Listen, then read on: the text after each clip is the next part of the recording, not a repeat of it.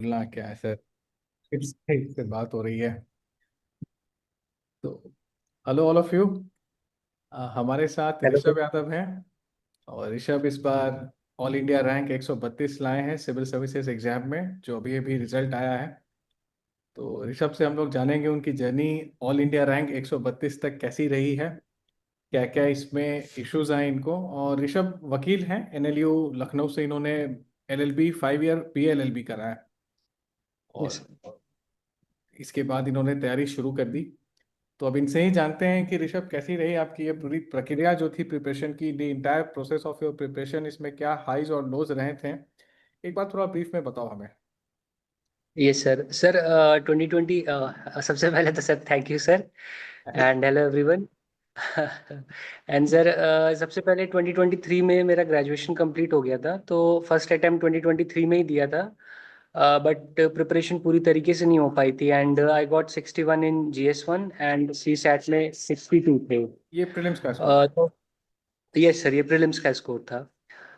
तो फिर समझ में आ गया कि मतलब और प्रिपरेशन करनी पड़ेगी। Then I took a drop year, and in 2024 I shifted to Delhi sir for full hmm. Preparation. Coaching join की थी sir, forum IAS for GS foundation. And वहीं से सारी प्रिपरेशन स्टार्ट की, एंड 2025 में अटेम्प्ट दिया। I would say sir I got lucky, 132 rank आ गई सर सेकेंड अटेम्प्ट में। You not lucky, you have Okay. Work Well very deserved. Hard. You are well deserving candidate. And बहुत बहुत congratulation, पहले मैं भी आपको बधाई देता हूँ। बहुत बहुत थैंक यू सर। बधाइयाँ। बहुत बढ़िया। जी, कंटिन्यू करिए, बताइए। हाँ, तो कैसी रही ये प्रिपरेशन, इसमें क्या हाई और लो रहे हैं। कोचिंग की थी, कोचिंग का क्या रोल दिखता है ऋषभ। कई बार आजकल बातें होती हैं कि कोचिंग इस एग्जाम के लिए ज़रूरी है कि नहीं है। और कई लोग अगेंस्ट में भी बोलते हैं। हम दोनों कोचिंग से जुड़े हुए हैं, तो हमारा तो एक इनहेरेंट इंटरेस्ट है कोचिंग में, इसको हम लोग डिनाई ना करें।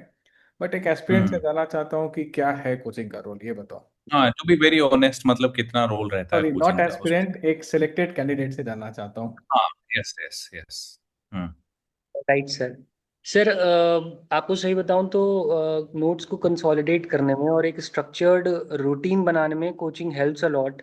बिकॉज मैंने 2023 का अटेम्प्ट दिया था, तो वो सेल्फ स्टडी ही करके दिया था। एंड द थिंग वाज कि मैं कहीं पे कुछ भी पढ़ रहा था। एज प्रेम सर नोज ऑलरेडी, सर ने ज्योग्राफी पढ़ाई है, एंड कनिष्क सर ने पॉलिटी पढ़ाई है मेरे को। तो सर वहाँ पे बात हुई थी, तो मैंने आप लोगों को बताया भी था कि मैंने कहीं से भी पढ़ा है, कुछ भी पढ़ा है। तो चीजें आती थी नो डाउट, बट एक होता है ना कि you are directionless. So scattered था जब इंफॉर्मेशन कि ये भी पता है वो भी पता है, बट उसको कहाँ यूज करना है, और स्ट्रक्चर कोहेरेंट तरीका नहीं था, राइट।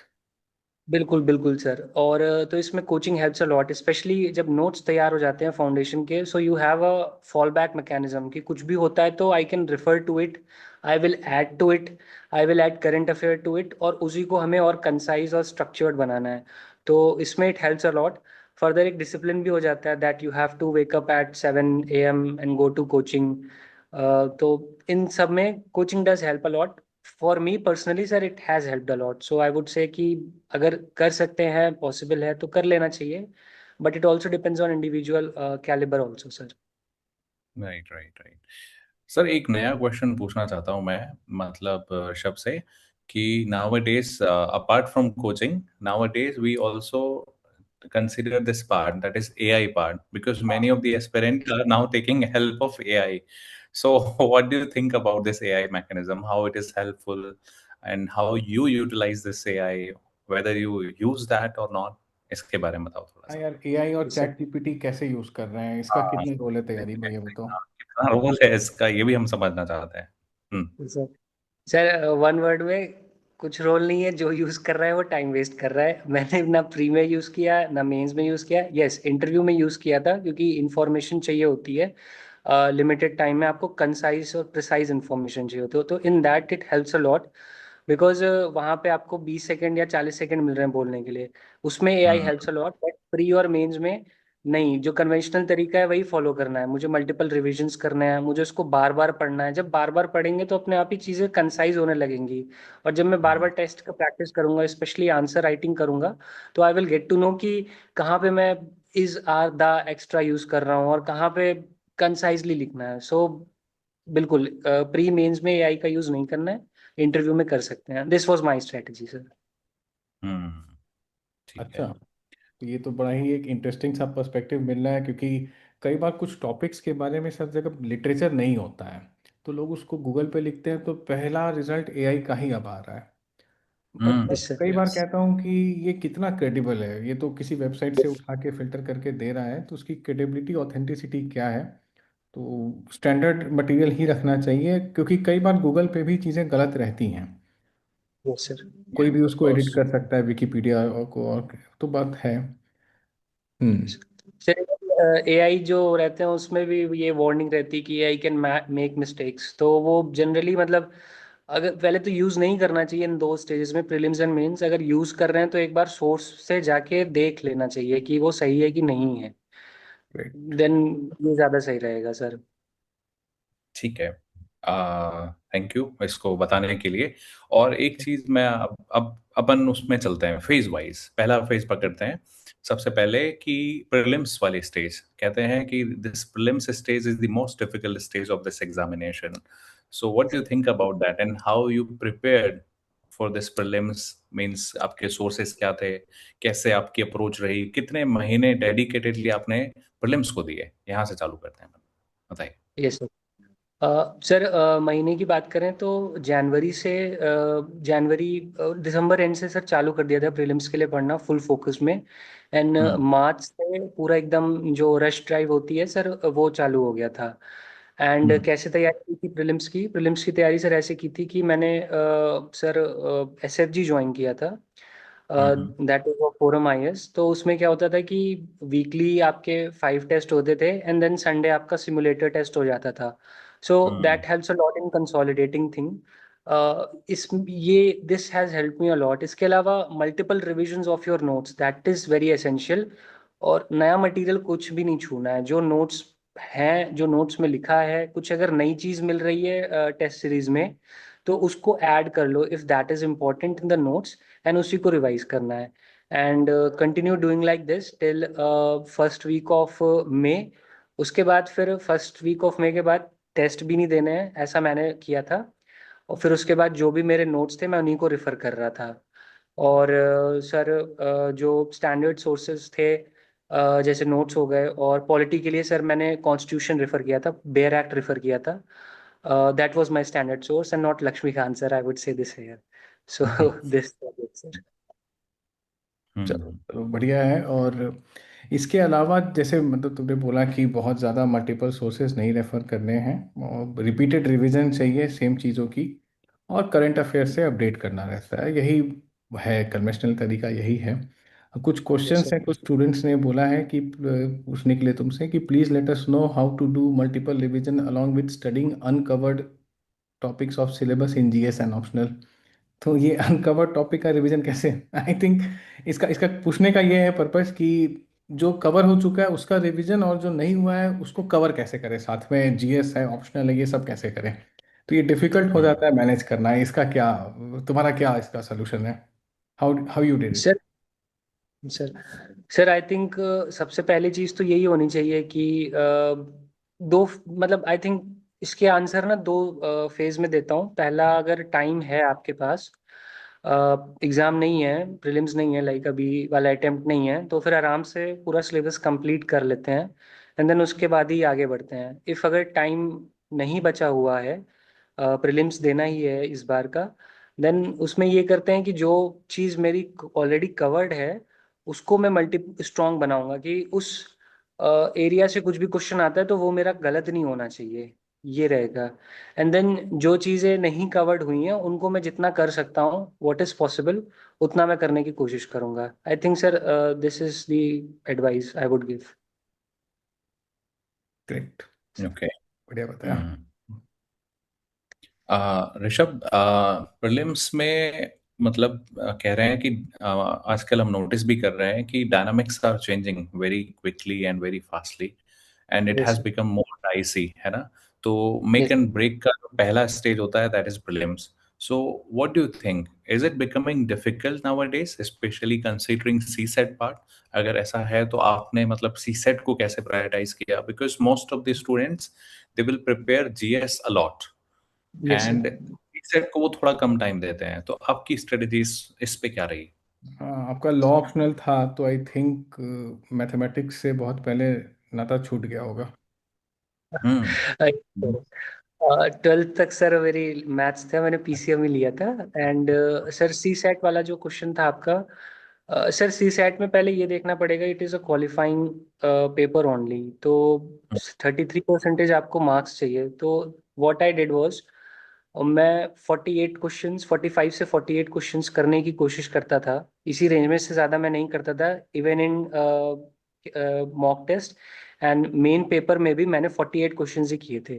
एंड उसमें मैं अपना प्रिसाइज जो प्रिसीजन रेट होता था उसको बढ़ाने की कोशिश करता था। For hmm. एग्जाम्पल सर, इस साल का मैंने जो कैलकुलेट किया था, I am scoring around 92 marks in CSAT. अब how do I approach it CSAT was, firstly I used to tick all the questions that I am going to do and I think कि I will be able to do it. So reading comprehension से मैं चालू करता था। reading comprehension was I would say sir easy part for me। तो उसमें मैं किसी तरह कर लेता था, मेरा स्ट्राइक रेट अच्छा था। आई थिंक 2 या 3 क्वेश्चन ही गलत होते थे। रीडिंग कॉम्प्रहेंशन पार्ट के बाद I use to go into reasoning. अब शुरुआत में ही मैंने टिक कर लिया कि रीजनिंग के कौन कौन से क्वेश्चन करने हैं, वहीं पे दिमाग लगाता था। एंड फिर सबसे लास्ट में मैथ्स के क्वेश्चन करता था। Okay, as far as sir how CSAT paper of reasoning and maths part, how is it difficult from other papers जिसमें मैथ्स आती है? तो सर इसमें अगर आप देखिए तो ये लोग ना मोर ऑफ एनालिटिकल क्वेश्चंस पूछ रहे हैं। For example they are not directly asking कि कितने प्राइम नंबर्स हैं जिनको डिवाइड किया जाएगा वगैरह वगैरह करके, वो उसको लैंग्वेज में घुमा के पूछ रहे हैं कि there are prime numbers divisible by 3। तो उसमें मतलब पता होना चाहिए कि कितने प्राइम नंबर्स हैं। एंड देन उसके हम्म। बाद थोड़ा सा वहीं पे आपको दिमाग लगाना पड़ेगा। Like it's not a formula based sir, yes it's not formula based, वहीं पे दिमाग लगाना पड़ेगा। एंड अटेम्प्ट, यही बोलूंगा, एडवाइस करूंगा, अटेम्प्ट लिमिटेड रखो सी सैट में, whosoever is preparing, and increase your strike rate. It will help a lot in clearing CSAT. Sir. Right. एक और ऋषभ, जैसे जीएस वाला जो पोर्शन था, जीएस में कितने क्वेश्चन आपने अटेम्प्ट करे और कितना मतलब आपके हिसाब से मार्क्स बन रहे हैं? कितने Yes, क्वेश्चन sir. मतलब आपने स्ट्रेटेजी बनाई थी और सही में उस स्ट्रेटेजी को फॉलो किया, या फिर थोड़ा सा ज्यादा किए कम किए, उस पर थोड़ा बताओ। Yes sir. सर जीएस में मैंने स्ट्रैटेजी ये बनाई थी कि मैं अराउंड 85 to 90 अटेम्प्ट करूंगा। बट सर अब की बार का पेपर लंबा आया था तो मेरा छूट गया था। I was only able to attempt 82 questions. But sir in those 82 question sir, again I would say मेरा ये फोकस था कि प्रिसीजन रेट जो है उसको बढ़ाना है कि गलत कम से कम हो। सो आई वुड से सर मेरे 20 क्वेश्चन गलत हुए थे, बाकी मेरे हम्म। 62 क्वेश्चन राइट थे। So, according to estimates, I am scoring anywhere between 110 to 112, sir. So, this अरे, was my approach.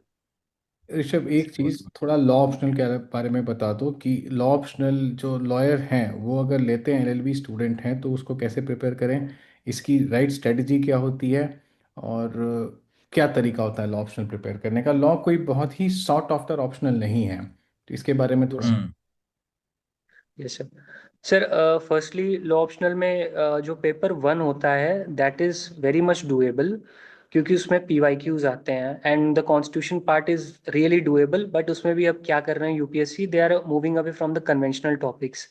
पहले वो शुरुआत में प्रियम्बल, फंडामेंटल राइट्स, इन सबसे इतना ज़्यादा पूछ चुके हैं कि अब फिर वो दूसरे टॉपिक्स पे जा रहे हैं, लाइक यूपीएससी के बारे में, articles on UPSC, state centre centre state relations, and all these things and different doctrines are being covered, but it is still doable। PYQs कर लेंगे तो आराम से हो जाएगा। as far as international law is cover concerned in paper 1 only, उसमें काम करना पड़ता है। उसमें आई वुड सजेस्ट कि मैंने क्या किया था, 2024 के क्लियर्ड एक सर थे, I am forgetting his name sir, तो उनकी इंटरनेशनल लॉ के मैंने नोट्स ले लिए थे। काफ़ी कंसाइज नोट्स थे और मैंने उसी को कवर किया था सर। तो paper one is easily doable, PYQs करने पे हो जाता है सर, इवन इंटरनेशनल लॉ और बाकी सब कुछ का भी देखें। Paper two is the very tricky part sir, and I would say कि मेरा पेपर टू थोड़ा सा अच्छा नहीं गया आपकी बार। सो पेपर टू में what you have to do is, जितने भी सेक्शंस हैं आईपीसी के, रटे होने चाहिए टू द वर्ड, कि वो अगर इज लिखा है तो इज ही होना चाहिए, वहां पे आर है आर है।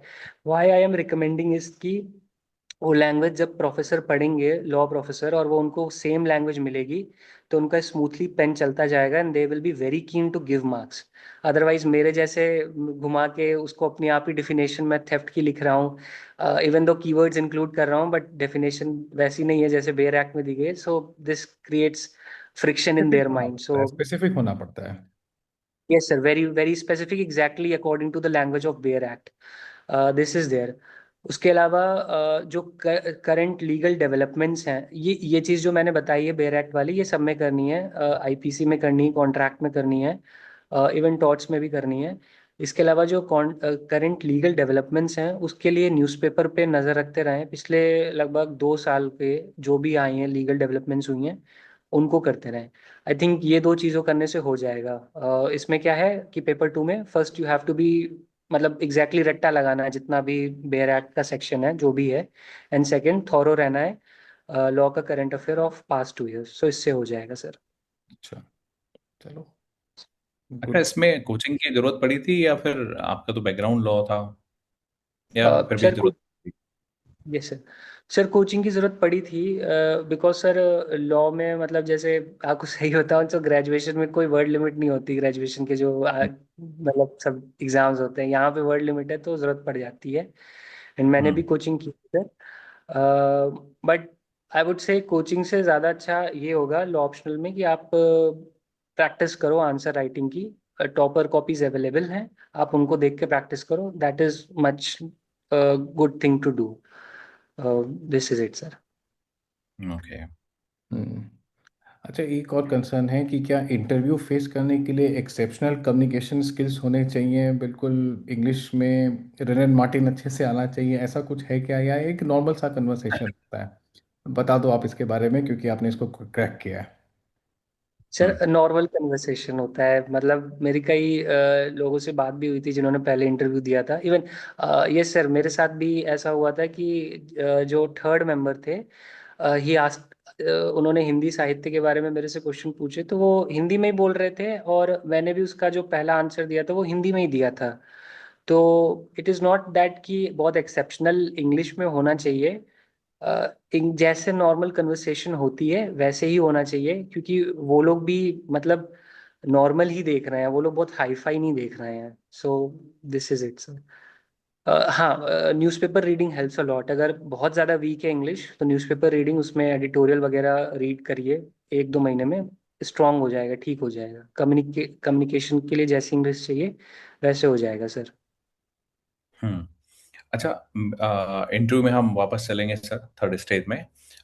ऋषभ, एक बात कर लेते हैं कि what was your approach in mains? When I say mains means paper 1, 2, 3 and 4, तो उसमें अप्रोच कैसा रहा? और उसमें मतलब जो रियल टाइम चैलेंजेस एक एस्पिरेंट फेस करता है, वो क्या चैलेंजेस आपने भी फेस किए, कैसे उनको ओवरकम किया? और एक होता है ना फॉर्मेट बनाना, जैसे बहुत ज्यादा लोग ध्यान देते हैं इंट्रोडक्शन, बॉडी, कंक्लूजन, तो उस फ्रेमवर्क में आप गए, कितना गए, और कितना ये हो पाता है प्रैक्टिकली इन द एग्जाम? उस पर बात करते हैं, वन बाय वन, पेपर 1, 2 ऐसे बताइए। ओके सर, ठीक सर। सर पेपर वन में, जीएस वन में इट्स ऑल अबाउट स्टैटिक है, थोड़ा सा सोसाइटी का पार्ट हो जाता है डायनेमिक। तो आई थिंक जो भी स्टैंडर्ड सोर्स से पढ़ रहे हैं, जो भी अपने नोट्स बनाए हैं उससे हो जाता है। एंड सर एज ठीक है। फार एज इंट्रो और कंक्लूजन कंसर्न्ड है पेपर वन में, तो सर वो मतलब आई थिंक नोट्स पढ़ने से हो जाएगा जो भी स्टैंडर्ड सोर्स है, क्योंकि वही लाइन लिखनी है। फॉर एग्जाम्पल अगर ज्योग्राफी का कोई क्वेश्चन है रॉक्स के ऊपर, तो वो इंट्रो में मैं ये लिखूंगा, rocks are the aggregation of minerals, इसके अलावा मैं और कुछ लिख भी नहीं सकता सर। तो this is it. Paper two is the, I would, अब की बार का बहुत कठिन आया था तो थोड़ा सा वैसा हो जाता है। पेपर टू में मेरा अप्रोच कैसा रहता था सर कि मैं अगर पॉलिटी का कोई क्वेश्चन है तो I use to start by giving objectivity in my introduction. Polity का है तो वो आर्टिकल मेंशन करना है, और कोई कीवर्ड है अगर उस मतलब आर्टिकल में, तो वो मैं मेंशन कर देता था, या इफ पॉसिबल अगर छोटा सा आर्टिकल है तो मैं वो पूरा आर्टिकल ही लिख देता था सर। And sir hmm as far as conclusion is concern, तो कंक्लूजन सर वो मैनेज हो जाता है उसमें, कैसा क्या है। एंड सर आईआर का पार्ट है, आईआर के पार्ट में भी सर बेसिक जो करंट अफेयर पढ़ रहे होते हैं उस मेंस के टाइम पे, तो उससे कवर हो जाता है। And sir then again comes GS 3। GS 3 में भी सेम अप्रोच रहती है, इकोनॉमिक्स का जो पोर्शन होता है तो उसमें ऑब्जेक्टिविटी लानी होती है इंट्रोडक्शन में। अगर मेरे से हम्म अब की बार से क्वेश्चन था ग्राउंड वाटर यूसेज के ऊपर था, तो मुझे बताना था, तो ऑब्जेक्टिविटी में कैसे डालूंगा, 3 फैक्ट्स डालूंगा इंट्रोडक्शन में कि इंडिया हम्म में ग्राउंड वाटर यूसेज सबसे ज्यादा है, कितना परसेंटेज है, I am forgetting it, like something, वो था। मैं तीन अब याद रखने की जरूरत नहीं ऑब्जेक्टिव, है तुम्हें, अब छोड़ो। याद रखना। वो 3 डेटा मैंने डाल दिए। आंसर फिर ठीक। मेन बॉडी पे आ गया मैं। आंसर फिर कंक्लूजन आ जाता है, वो मतलब उस समय दिमाग काम कर लेता है सर, ये हम्म मैं अश्योर कर सकता हूँ सर। हम्म फिर उसके बाद सर साइंस एंड टेक, और वो मैनेजेबल हो जाता है, science and tech and sir second part biodiversity, वो वाला मतलब वही बेसिक जो सोर्सेज से पढ़ा है। सर जीएस 4 जो होता है उसमें थोड़ा सा डायनेमिक रहना पड़ता है वहाँ पे, और हम्म वहाँ पे जैसे एथिकल डिलेमास वगैरह आए हैं तो उसमें दिमाग चलाना पड़ता है वहाँ पे, मतलब इंट्रो और कंक्लूजन हो जाता है आराम से। बॉडी में थोड़ा सा एनालाइज करना पड़ता है कि कैसे क्या क्या लिखना है, you have to be dynamic there at the point while writing the answer itself. And in सारी चीज़ों में आंसर राइटिंग इज दी रामबाण आई वुड से, उसके अलावा कोई चीज़ है ही नहीं। जितना आंसर राइटिंग करेंगे, एंड आंसर राइटिंग में भी हाफ राइटिंग, हाफ टेस्ट नहीं, 3 घंटे वाला प्रॉपर टेस्ट, 4 घंटा भी हम्म। लग रहा है तो उसको अच्छे से लिखना है। And sir yes sir, yes sir, that's it. ये मेंस के लिए जो आंसर राइटिंग चाहिए होती है, सबसे क्रूशियल पार्ट ये होता है, बिकॉज तुमने शुरू में ही बताया कि एक तो वर्ड लिमिट के अंदर में इसको करना पड़ता है। कॉलेज में वर्ड लिमिट होती नहीं है, you have a lot of bandwidth, यहाँ बहुत सटीक लिखना होता है। तो सटीक भी यस सर। लिखना है, टू द पॉइंट भी लिखना है, and you have to write very accurately, and also the content needs not to be compromised, content भी अच्छा होना चाहिए। तो ये यस स्किल कैसे डेवलप होती है, इसके बारे में थोड़ा बताओ। सर। Sir 2 things, multiple revision and then second multiple practice. इसमें सर मेरी अप्रोच कैसे रहती थी, शुरुआत में मेरे भी आंसर्स वैसे रहते थे, वर्ड लिमिट जो होती थी एक्सीड कर जाती थी, 150 मार्क, 150 वर्ड्स में आई यूज टू राइट 300 वर्ड्स, वही कॉलेज वाली आदत पड़ी हुई थी सर। बट धीरे हम्म धीरे क्या होता है कि when you start writing 3 hour वाला टेस्ट, उसमें सर क्या होता है कि थोड़ा सा मेंटल प्रेशर भी होता है, एंड 3 आवर में your body both physically and mentally it exhaust.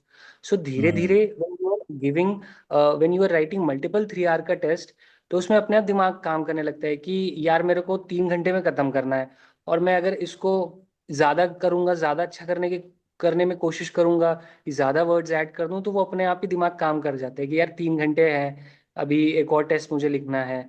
अच्छा, इसमें one thing also helps a lot कि एक दिन में 3 आवर वाले 2 टेस्ट अगर दे दें तो उसमें थोड़ा सा जो होता है दिमाग को जो फ्री स्पेस होती है ना सर, कि ये भी इंक्लूड कर दूं, ये भी इंक्लूड कर दूं, ये कम होने लग जाती है। सो इसमें hmm it helps a lot. So just to summarize it again, sir, multiple revisions, multiple practice, this helps a lot। शुरुआत में दिक्कत होगी, बट एज ऑन ज्यादा से ज्यादा 3 आवर वाले टेस्ट लिखते रहेंगे, हो जाएगा सर इसमें। All right. मतलब परफेक्ट ठीक है। आंसर हर क्वेश्चन का नहीं लिखना है वो। नहीं sir, it's not possible at all, perfect answer जैसा कुछ होता भी नहीं है, आई ट्रूली बिलीव इट। आप सब्जेक्टिवली हर किसी की कॉपी चेक की जाती है, तो परफेक्ट आंसर शायद AIR 1 का हो, शायद AIR कोई किसी की 3 डिजिट की रैंक आई उसका परफेक्ट आंसर हो किसी उसमें।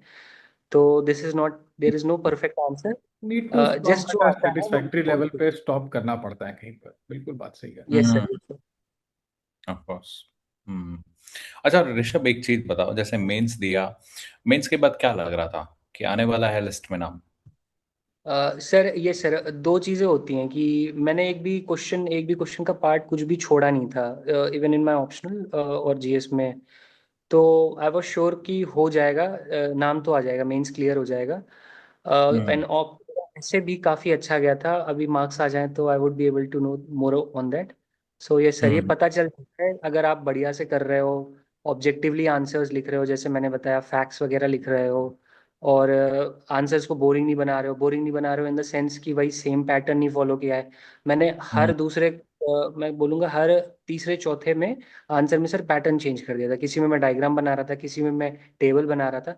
मैंने इस तरह हम्म। सर अपने टेस्ट में भी नहीं अटेम्प्ट किया था जिस तरह मैंने जिस अच्छे तरीके से मैंने वहां पे एक्चुअल यूपीएससी की कॉपी में लिखा सर, दैट आई वुड से। बहुत और बहुत ये बढ़िया, बड़ी बहुत। इंपॉर्टेंट बात ऋषभ ने बताई, जो एस्पिरेंट्स देख रहे हैं हमें वो जान लें कि जब तक पूरा पेपर अटेम्प्ट नहीं होगा, इंटरव्यू से कॉल आने की चांसेस उतनी ही कम होती हैं। तो सारे बिल्कुल। क्वेश्चंस अटेम्प्ट करने होते हैं। अगर यस सर, राइट। इसमें सारे क्वेश्चंस अटेम्प्ट नहीं किए तो इंटरव्यू से कॉल आने के चांस और डिमिनिश हो गए हैं। राइट ऋषभ? बिल्कुल। यस सर, यस बिल्कुल। Sir. And just to mention one more thing sir, वहाँ पे क्या था मेरे सेंटर में, वो लोग एक हम लोग डिजिटल वॉच यूज़ करते हैं टू कीप ट्रैक की मुझे 7 मिनट्स में कंप्लीट कर देना है 150 वर्ड्स वाला। तो वो ले जाने हम्म। नहीं दे रहे थे, तो मैंने क्या कर लिया था, मैंने अपने आप को प्रिपेयर कर लिया था कि अगर वो नहीं ले जाने देंगे सो आई वुड अप्रोच। तो एनालॉग जो वॉच आती है उसी में मैंने ये कर लिया था कि 35 मिनट्स में मुझे 5 क्वेश्चंस करने हैं 150 वर्ड्स वाले। इतना मैं हम्म। देखता था। तो ये इसमें इसको अगर फॉलो करेंगे स्ट्रिक्टली तो मैं ये बोलूंगा 5 मिनट पहले ही आपके जो भी जीएस का मतलब पूरा टेस्ट है वो कंप्लीट हो जाएगा सर। और सेम मेरे साथ हुआ था, 5 मिनट पहले ही मेरा हो गया था सर। बहुत बढ़िया। हम्म। अब हम पहुंचते हैं लास्ट स्टेज पे सर। इंटरव्यू की बात कर लेते हैं, है ना? एक तो मैंने तो इंटरव्यू ऋषभ। टाइम से पहले ही पूछ लिया कि कुछ सर ही एक्सेप्शनल पूछे। चाहिए थी, क्योंकि मेरे पास जो बच्चों के क्वेश्चंस आए हैं वो इसी ऑर्डर में आए थे। तो ठीक है, हम्म। वैसा तो मुझे हमें तो मालूम है, but I wanted it to come out from Rishabh, selected candidate है, तो ये भी बता दें कि नहीं, ऐसी कोई आपको जो आप टीवी पे देखते हो जिनको अंग्रेजी बोलते हुए, वैसी अंग्रेजी बोलने की जरूरत नहीं है। You need to be good with your conversation skill, not exceptional. Just need to convey hmm. अपने विचारों का हम्म। प्रतिनिधित्व करना है। Just need to yes convey your idea in a coherent and a logical way. That is all it is needed. Content matters most than the presentation, right? Sir, yes sir. Yes. अच्छा, last question मैं पूछता हूँ sir. हम्म। ऋषभ, जैसे interview देके निकलते हैं तो बहुत सारे बच्चों को पता ही नहीं होता कि कौन सी रैंक आने वाली है, और कई लोगों को तो यही नहीं पता होता कि रैंक आने वाली भी है कि नहीं है। क्या ये अपने साथ भी हुआ था? प्रीलिम्स की वापस तैयारी चल रही थी या फिर कॉन्फिडेंट थे कि रैंक आने वाली है? सर आई वाज श्योर कि आ जाएगी। And to be honest sir, मेरी बात हुई थी कनिष्ठ सर से तो उन्होंने डाटा भी था but I would repeat, I was expecting 2 digit rank. मैंने एंड बोला कि मार्क्स फॉर्म भरा है कि नहीं प्रीलिम्स का, ये बता। तो हाँ सर, भरा बोला बोला फॉर्म भर दिया है, बट मेरा हो जाएगा। मैंने कहा भगवान करे हो जाए, लेकिन अगर इफ इट इज नॉट, मतलब for whatever reason, if it is not, you are not able to crack this time, तो दे रहा है ना। बोला हाँ सर, but he was more than confident. अच्छा, मुझे इसके हम्म। कॉन्फिडेंस से अच्छा भी लग रहा था, थोड़ा डर भी लग रहा था कि पता नहीं क्या हो, because this is very uncertain है सर, टेंटेटिव है चीजें यूपीएससी में। But I am very hmm. Happy, हम लोग को बहुत खुशी है कि तुम्हारा हो गया। और अरे रियली? एक और चीज, एक मेरे से किसी ने पूछा है कि तुम्हारा प्लान बी था क्या कुछ? आई थिंक एलएलबी कर रखी है, तो वकालत करने का कुछ था? सर हाँ, ये सोच रखा था कि मतलब सर इतना ज्यादा नहीं सोचा था प्लान बी के बारे में। ये सोचा था कि ये देखा था, अटेम्प्ट ये अगर नहीं पूरा हो, कॉन्फिडेंट था कि हो जाएगा। ये सर ये सोचा सिंगल था माइंडेड कि डेडिकेशन और डिवोशन से ही ये कॉन्फिडेंस आता है। सर, हम्म। सर हाँ, लेकिन मतलब कहीं कहीं बीच में आ जाता था तो ये सोचा था कि ये वाला अटेम्प्ट अगर नहीं होता है तो I would stop for a moment and see कि कहाँ गलत हुआ है, एंड देन फिर एनालाइज करूंगा कि फिर से अटेम्प्ट देना है। वो बात अलग है कि फॉर्म भर दिया था, कि फिर से अटेम्प्ट देना है कि लिटिगेशन में जाना है। एंड सर आई वुड से लिटिगेशन तो ऑलवेज अवेलेबल प्लान भी था, क्योंकि वो मेरा प्रोफेशनल ही वही है। तो वही बोलूंगा सर ये, कि लिटिगेशन ही था एक तरीके से। ठीक है, ये उतना मतलब थॉट थ्रू नहीं था, बट एक ऑप्शन था, एक लॉ की डिग्री थी, तो वो तो काम आएगी ही आएगी। वो वकील कहाँ जाएगा, इसको मैं क्लास में वकील ही बोलता था। So, मुझे वही आता है, इसका नाम नहीं, इसका ऋषभ नाम तो बाद में पता चला। ठीक है, वो तो एक था। और कुछ प्रेम से पूछना है इनसे? अरे मैं तो मतलब मैं ना एक क्लास में भी बात बोलता था, मैं कहता मैं चेहरे ना सारे जानता हूँ, लगभग मेरे को याद रहते हैं चेहरे कि कौन पढ़ा है, कौन क्लास कौन सी में मिला था। तो नाम मैं हमेशा बोलता था, नाम याद कर पाना इज नॉट पॉसिबल, और नाम मैं आपका तब जरूर जान पाऊंगा जिस दिन आपका नाम आएगा। और यस आज सर। मेरे को अखबार बहुत में अच्छा लग आएगा। रहा है। हाँ बिल्कुल, मैं यही कहता था क्लास में, ऋषभ को याद होगा। तो देखो ये आज ऋषभ हैं सामने बैठे हुए, और आज मुझे पता चला कि इनका नाम ऋषभ है। तो this is the best way कि to convey your name to your teacher. मेरे को तो ऐसा लगता है, शक्ल तो मैं जानता ही था, नाम पहचान लिया। बिल्कुल। बहुत बढ़िया, बहुत बहुत बधाई, हम बहुत खुश है, टू बी वेरी बहुत ऑनेस्ट खुश बहुत है खुशी सच में हुई। एकदम। ये हाँ हर रिजल्ट जो जिन्हें हमने मतलब इतने दिनों से जाना है, जिन्हें पढ़ाया है, उनके लगता है कि ये हमारा पर्सनल रिजल्ट है। टीचर के लिए इससे हाँ बड़ा एग्जैक्ट, ग्रेटिफिकेशन क्या होगा। और कुछ नहीं है बिल्कुल इसमें। बिल्कुल। तो बहुत हम्म। शुभकामनाएं फ्यूचर के लिए। May you rise to the great heights. देश दुनिया बिल्कुल। सबका नाम बहुत आगे अच्छा करो। अभी तो शुरुआत हुई है, अभी तो काम अब तो शुरू होगा। ये तो एक बस हाँ। ब्रेक थ्रू मिला है, काम तो अब now you will hit the floor. तो अच्छे से करो। Thank you sir. और एंड बिल्कुल। थैंक यू सर, जितने भी डाउट्स थे, बहुत डाउट्स पूछे हैं मैंने सर, मुझे भी याद है। इसमें क्वेश्चन खूब पूछे हैं। आंसर के लिए थैंक यू सर। आगे बैठता था, आगे या सेकंड रो में, बहुत पूछे हैं सर, परेशान बहुत किया है। थैंक यू फॉर बियरिंग अरे बिल्कुल। अच्छा एक चीज सर, मेरे पास ना, मैं जब भी जो ऐसे स्टूडेंट्स जिनको हम लोग जानते हैं, जिनको पढ़ा है, उनके रिजल्ट्स जब आते हैं या जब ये इंटरव्यू तक पहुंच जाते हैं, मेंस क्लियर हो जाता है, तो एक अमिताभ बच्चन की फोटो है दीवार वाली, ऐसे करके बैठा है ना अमिताभ, ब्लू रंग का शर्ट पहन के, कि तुम लोग मुझे ढूंढ रहे हो और पीटर मैं अपनी तुम्हारी जेब से चाबी निकालूंगा, समथिंग लाइक दैट। तो मेरे पास पिक्चर, मैं इन सबको बोलता हूँ कि अपनी डीपी बनाओ इसको, अब तुम्हारा सिलेक्शन हो गया। आज तक कितने नहीं बनाया। 7-8 स्टूडेंट्स को बोल चुका हूँ, जब उनका इंटरव्यू से कॉल आता है कि जब तुम्हारा सिलेक्शन हो जाएगा एक दिन के लिए डीपी बना लेना, सब बोलते हैं बनाऊंगा। इसने भी बोला है, इसने भी अभी तक नहीं बनाया। तो एक दिन के लिए वो सर। डीपी बना लो अमिताभ बच्चन वाली। सर मैं एक दिन के लिए तो बना लूंगा सर, इतना मैं अरे देखो, बोल सकता हूँ। ये बोल रहा है बना लूंगा उसको सर, डीपी। सर अभी थोड़ी देर पहले ही आपने बोला ना आईबी प्रोफाइल बनाना चालू कर चुकी है, एहसास इनको अभी से टेंशन हो रही है कि ऐसे बैठा है।